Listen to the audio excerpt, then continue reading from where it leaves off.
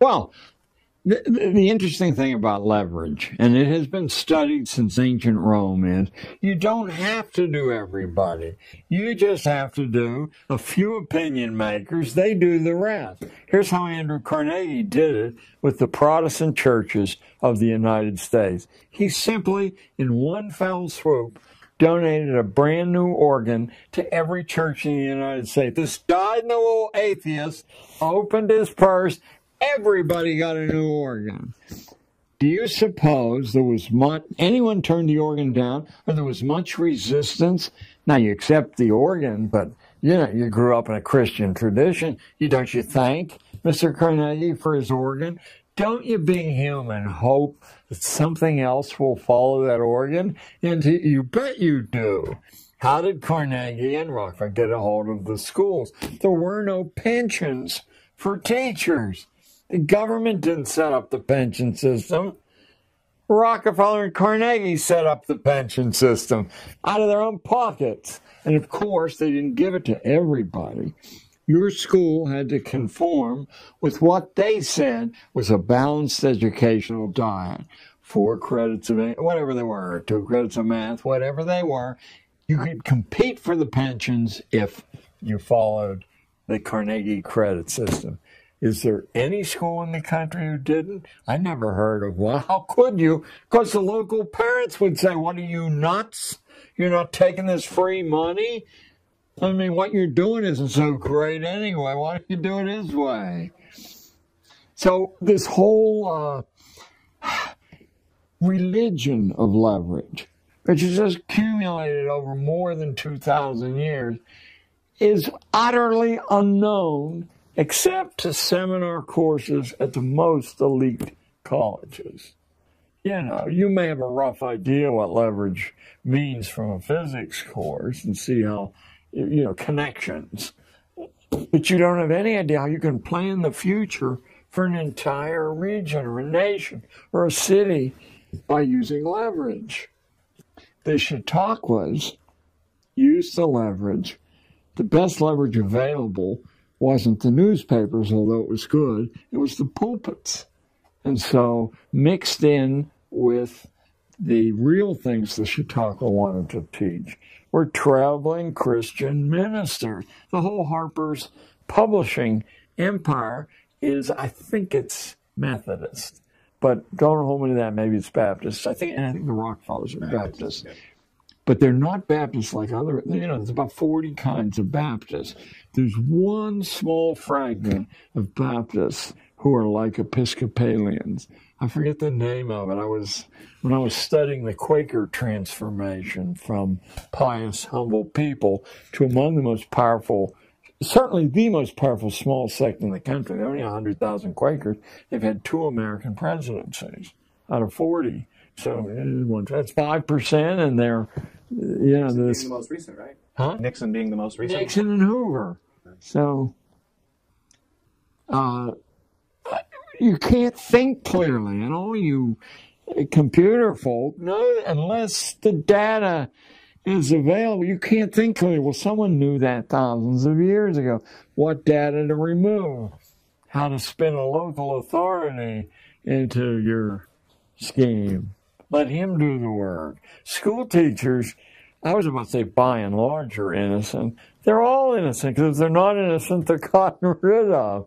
They're drawn out of a pool of college graduates. The New York Times says are the lowest single scoring graduates on standardized exams, except for school administrators, who of all the coherent occupational groups in the country, they're 50 points below the teacher group.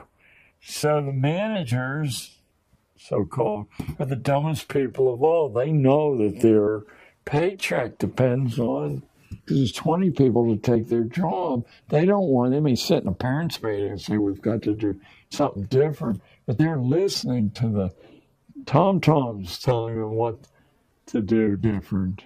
And of course, what to do different always says, identify the most influential parents. They're not always the richest.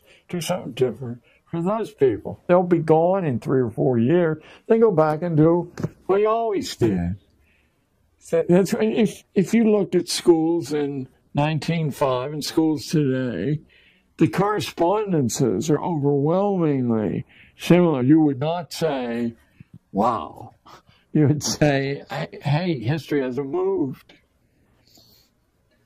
Frederick Gates helped out Rockefeller at a time when the family was getting a bad reputation, and like Carnegie, they were having a lot of labor disputes. How does the idea of philanthropy and altruism affect American education? Philanthropy and altruism, as it occurs through the institution of the private corporate foundation, is the explanation for what's called American education. Let's us call it American schooling. That's a pretty comprehensive condemnation. Do I have any evidence for that? Yes, I do. The 2 congressional investigations of where schools came from, one in 1915 by a guy named Walsh, one in 1959 by a guy named Carroll Reese, both came to the identical conclusion that all the mysteries vanish, at least source mysteries, when you see how the foundations, which don't spend very much money, use leverage to control the curriculum, the testing system, the public perception of what's going on. And of those foundations, until very recently, Rockefeller, Carnegie, and Ford were the ringleaders. They had divided responsibility. Ford took... let me not misstep here. Rowan Gaither was in charge of Ford at the time, and he had met with Norman Dodd. And Gaither says, well, Mr. Dodd, you know, we have directives from the White House, and we at the Ford Foundation are ex-CIA or OSS. The White House, back in the 20s and 30s, set up conferences of experts in order to homogenize expert opinion, because inside the expert body there were colossal names, and if they spoke, all the other courts fell into line. I think Ford took over the psychological output of schooling. Rockefeller and Carnegie, in different ways, were attempting to globalize this thing. The Carnegie Foundation, still today, if you go up to their library, I think it's in Ossining or around there, and just read their annual report for the Carnegie Corporation, everything you ever saw on the front page of the New York Times in relation to schooling was cooked up in the project offices, and then it's dumped on the world through the control of the media. How's the media controlled? Well, it's controlled through advertising. That's all. You can use your friends to buy more or buy less. When they come and say, why aren't you advertising? When you say, well, your point of view is so radical. Advertising? All right, cool. All right, so let's take at least a 15-minute break, cool this room off. I think the mechanics of how it's done is the most useful thing to someone just new to this. Because they say, well, it seems like everyone would have to be in on this. No, you do. When we left off, we were talking about how the committees were investigating the foundations. So there was a Cox committee, there was a Reese committee. They were looking into the origins of the education system and what is it really doing versus what do people need to survive and thrive in this world. And they discovered there was more than a crevasse, more than a Grand Canyon. There was a gap between what we need to survive and thrive and be successful entrepreneurs pursuing the American dream with a real hope of attaining it versus being a servile class. And these committees kind of snapshotted and said that there's some foundations and there's some things in action, and they're trying to evoke real change, and they're going after our children. They were puzzled because they detected an agenda, but they couldn't figure the agenda out. And with the second commission, the Reese, a firestorm broke loose. And in fact, Reese was never able to finish, thanks to the chief counsel. Was that Cox? The chief counsel, well, I know there was a lawyer involved with the Reese committee, Catherine Casey, who was the lawyer sent by Norman Dodd to go into the archives of the Carnegie Foundation. Yeah. And after being brought up in a traditional, status quo education, she went there and saw the actual minutes and the words of these men in these meetings, planning on how to take over this country and to take over the diplomacy and power of war. Yes. Was Dodd the chief counsel for Reese? Dodd was the chief researcher, and he was out of J.P. Morgan earlier, and he had said, you guys need to return to sound banking, and they said, Norm, we're going to let you go. And then Carol Reese had called him up and said, Norm, we want you to head up research because we think what they were describing as communist activity from my research, like in the comprehensive Well, they sense, didn't see clear. That was the bête noire of the moment, and so that was the easiest way to organize, but it was something far, far more profound than communism. Yes. Right. So that gets back into Pestalozzi, Lavater, other people who were intellectual elites who joined clubs. It's like the Bavarian Illuminati was one such club that has a lot of the intellectual elite of the area getting together, and in their drawing rooms, they're drawing out the plans for other people's lives. And they basically, when you look at the origins of our education system in America, it goes directly back to Adam Weishaupt's plans, which, are planned on earlier plans, but still there is an organized effort to go after our education system. Well, there's one more recent than that. There was the Metaphysical Club at Harvard, right around the turn of the 20th century, and it contained such muscular figures as William James, who is the reason we have a course in college's academic psychology. That's James Prestige brought that in. And James was a kind of, he had a ligature to Wundt, although Wundt intimidated James a bit, because he wrote so much and so copiously about everything. But in the Metaphysical Club, besides William James, was John Dewey, Oliver Wendell Holmes, and a number of other the shapers of 20th century American institutions. The most important figure, though, is not known to many people. He's perhaps the last major philosopher human history has produced. It's pronounced Piers, but it's spelled as if it were Pierce. Charles S. Pierce, a strange figure, a part-time lecturer at Harvard, created the pragmatic philosophy that William James was probably the chief distributor of. But your key man's Pierce because he's much less, how would I put it? He's much more direct than James. James comes from a long intellectual tradition, a genteel tradition, and in a sense, James knows just what to say in every situation. Pierce is very nakedly describing that pragmatism, he doesn't make this connection, but I have, very similar to the Old Norse religion that said, praise ice when crossed, a woman on her deathbed. In other words, no predeterminations until you see performance.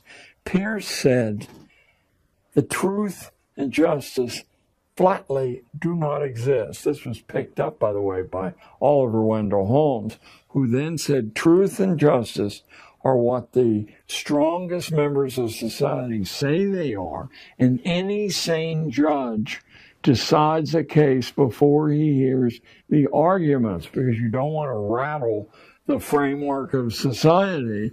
I mean, this is big time radicalism. Of course, they didn't see it that way at all. They saw it as nitty-gritty truth, and all these superstitious, sentimental additions had occluded the fact justice is what strong people say it is, truth is, same thing.